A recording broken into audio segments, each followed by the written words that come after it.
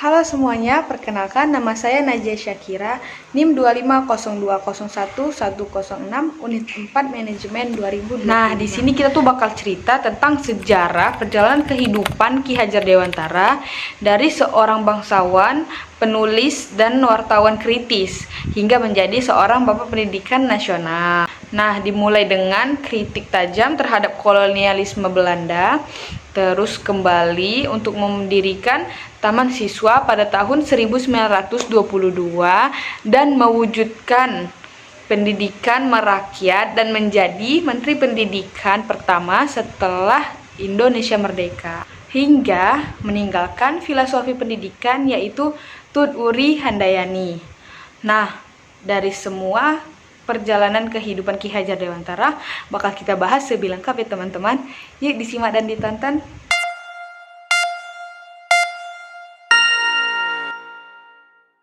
Nah, Ki Hajar Dewantara lahir pada tanggal 2 Mei 1889 di Yogyakarta sebagai Raden Mas Suwardi Suryaningrat dari keluarga bangsawan Pakualam.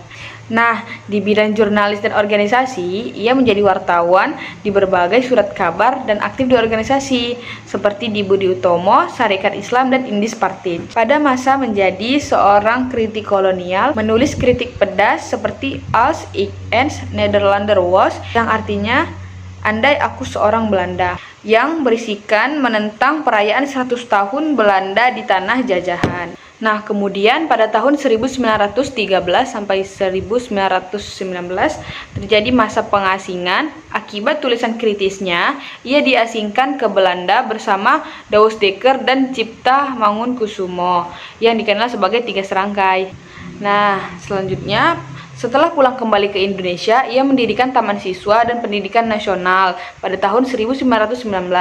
Nah, didirikannya perguruan Taman Siswa pada 3 Juli 1922 guna sebagai pendidikan layak untuk rakyat pribumi. Kemudian menciptakan semboyan pendidikan legendaris Ing Ngarso Sung Tulodo yang artinya di depan memberi semangat.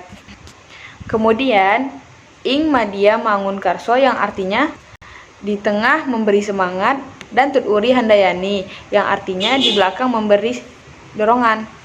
Pada masa pasca kemerdekaan, ia diangkat menjadi Menteri Pendidikan, Pengajaran, dan Kebudayaan pertama di Indonesia, serta berupa penghargaan pada hari kelahirannya 2 Mei ditetapkan sebagai Hari Pendidikan Nasional dan diangkat sebagai pahlawan nasional.